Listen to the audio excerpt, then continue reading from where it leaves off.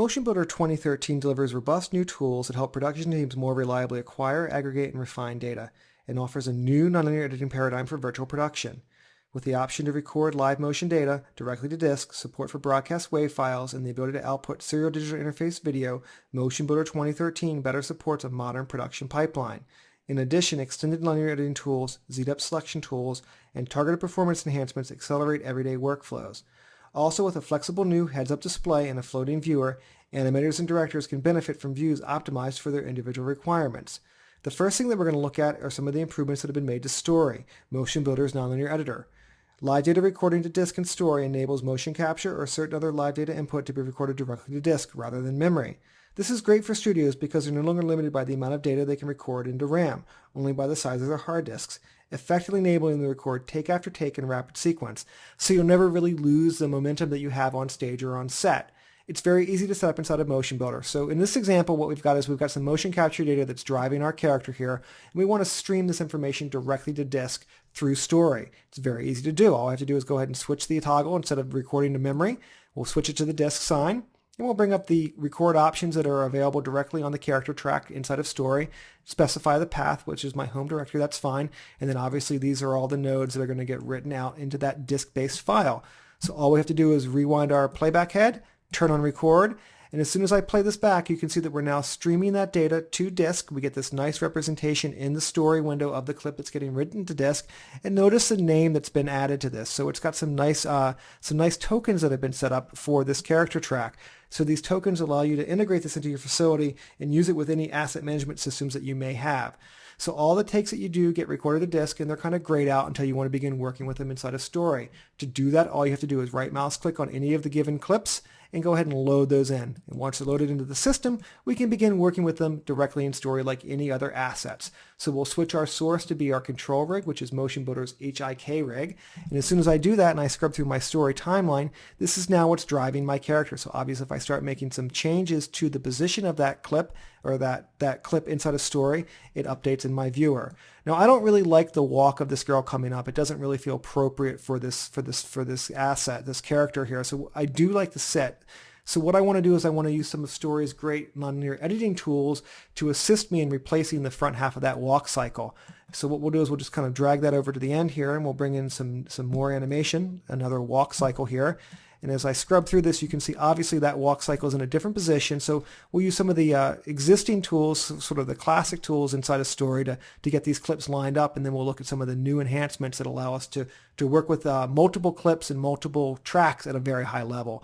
So the first thing I want to do is find a frame where this foot looks like at the end of this clip is really where that foot's sort of landing and her other leg sort of back there. We want to find a matching sort of position where that foot lands and that other leg sort of back. So maybe somewhere right around there looks like it's pretty good. And we want to use these clip matching tools that Story's always had to get these two clips to really line up in world position. So the second clip here, I know I don't want to change its position because I need that girl to actually sit down on that Porsche.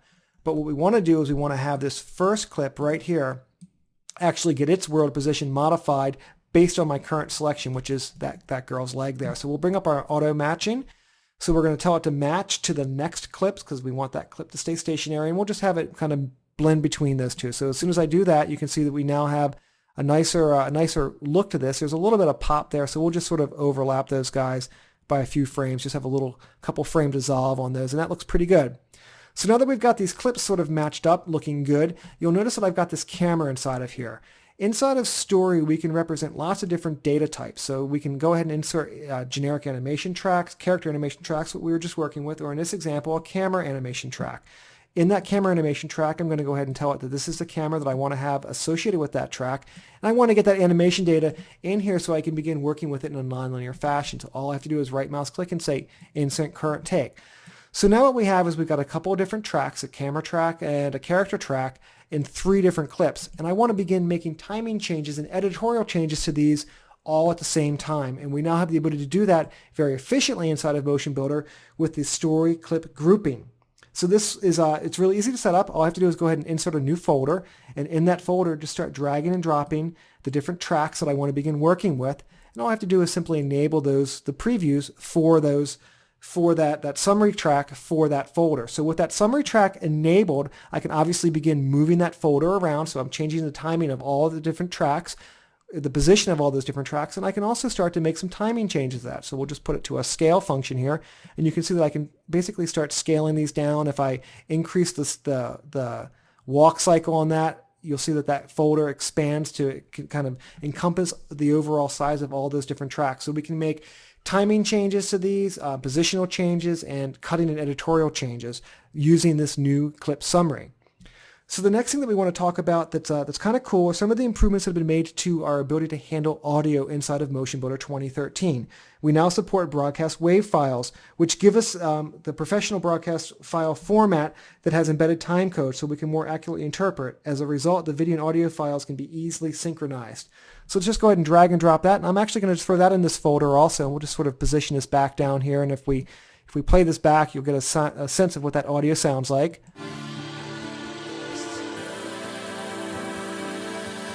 All right, so right where that girl sits down, I want to actually take this and I want to cut all of those clips back to that spot. So you can see I razored that folder.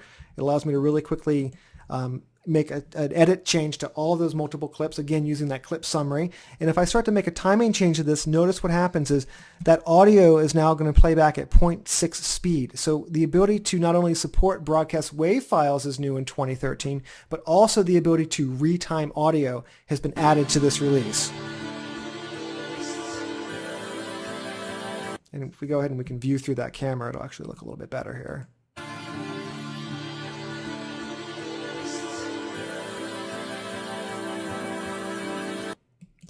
All right, so the next thing that we want to talk about quickly is the heads-up display. So the heads-up display it's really pretty awesome. It allows you to have static objects and dynamic objects, text fields, bitmaps, flash files, aspect maps. It can be dynamically driven. It can have properties that are being driven by relation constraints. It's a really powerful heads-up display generator that's inside of MotionBuilder 2013. And I've already got one that I built here. We'll just drag and drop that on this. You'll notice that I can add it to the current camera of the whole scene. And in this one, I've got a couple of things that are going on. If we expand this out, you can see that I've got some bottom black bars. So these are just static objects. Again, I could adjust where they live. If we scrub through our time slider here, let's actually just jump back into Story and mute that audio clip here. So if we look at the time, it's obviously being driven from the time head here. The take is being taken from whatever current take we're on here. So there's some dynamically driven objects. We've got a focal length that's kind of coming in here. So again, that's based on our camera focal length. We've got some bitmaps, and as I mentioned before, flash files. So animated flash files could also be being brought into here. So it's a very powerful heads-up display that's now included in 2013. The next thing that I want to really quickly talk about is the ability to have a floating window. So this allows the artist and the director each to have their own view. This floating window could be dragged out to a separate monitor.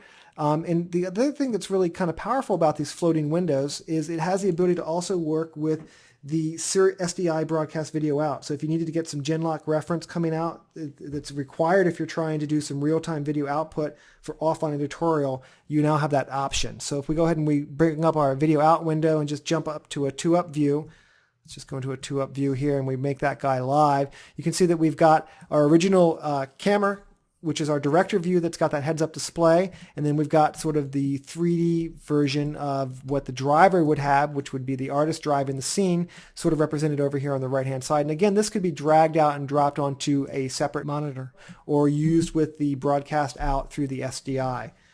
So the last thing that I want to quickly talk about is the ability to pick through transparent objects, so kind of a Z-depth selection function that's been added to this release. So previously, if we turn this off, I pick a transparent object, I'm always going to basically select that object. And if I wanted to get in here and maybe grab that steering wheel or some of the objects that lived inside of here, it was kind of difficult to do.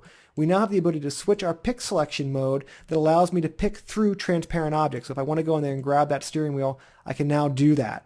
The thing that's kind of cool about this is it will also look to the alpha channel. So if I go and I pick on the logo here, which is obviously opaque, it selects the glass window, the front windshield of the car. But if I pick through an area that's transparent, I have the ability to do that Z-depth selection or pick through that object. So it's a really nice new feature when you're working with maybe cards that you've placed or sprites or things like that. The ability to pick through those based on the alpha channel is a very, very powerful feature.